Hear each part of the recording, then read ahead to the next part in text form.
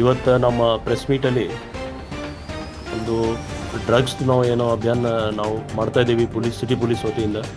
So CCB ಅವರು ತುಂಬ ಒಳ್ಳೆಯ ಕೆಲಸ ಮಾಡಿ ಎರಡು ತುಂಬ ಇಂಪಾರ್ಟೆಂಟ್ MDMA ಮತ್ತು ಹೈಡ್ರೋ ಗಾಂಜಾ ಒಟ್ಟು 5.5 ಕೋಟಿದು ರಿಕವರಿ ಮಾಡಿದ್ದಾರೆ ಅವರು.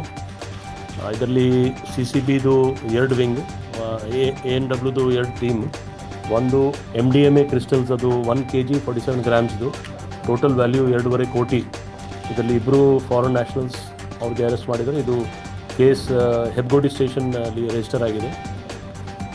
ಇನ್ನೊಂದು ಕೇಸಲ್ಲಿ ಅಂದಾಜು 3 ಕೋಟಿದು ಹೈಡ್ರೋ ಗಾಂಜಾ, ಇದು ನಮ್ಮ ಪೋಸ್ಟ್ ಆಫೀಸಲ್ಲಿ ಮಾಹಿತಿದ ಆಧಾರ ಮೇಲೆ ಡಾಗ್ ಸ್ಕ್ವಾಡ್ ಅವರು ಎಲ್ಲ ನಮ್ಮ ಸ್ನಿಫರ್ ಡಾಗ್ ಅವ್ರು ಪತ್ತೆ ಮಾಡಿ ಟೋಟಲ್ 3 ಕೋಟಿದು ಹೈಡ್ರೋ ಗಾಂಜಾ ಸಿಕ್ಕಿದೆ. ಅದು ಥೈಲ್ಯಾಂಡಿಂದ ಇನಿಷಿಯಲ್ ಇನ್ಫಾರ್ಮೇಷನ್ ಇದೆ, ಅಲ್ಲಿಂದ ಬಂದಿದ್ದು. 2 ಕೇಸು ಸೇರಿ ವ್ಯಾಲ್ಯೂ ಅಂದಾಜು 5.5 ಕೋಟಿ ಆಗ್ತಾಯಿದೆ. ಇದು ಮತ್ತೆ ಒಂದು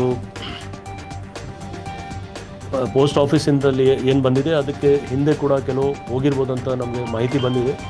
ಆಧಾರ ಮೇಲೆ ಅವ್ರು ವರ್ಕೌಟ್ ಮಾಡ್ತಾಯಿದ್ದಾರೆ. ಬೇರೆ ಬೇರೆ ಪಾರ್ಸಲ್ಸ್ ಬಂದಿರ್ಬೋದಂತ ನಮಗೆ ಮಾಹಿತಿ ಇದೆ. ಅದು ಕೆಲವು ಕ್ಲೂಸ್ ನಮಗೆ ಸಿಕ್ಕಿದೆ. ಆದಮೇಲೆ ನಮ್ಮ CCB ಟೀಮ್ ಅವರು ಫಾಲೋ ಅಪ್ ಮಾಡ್ತಾಯಿದ್ದಾರೆ.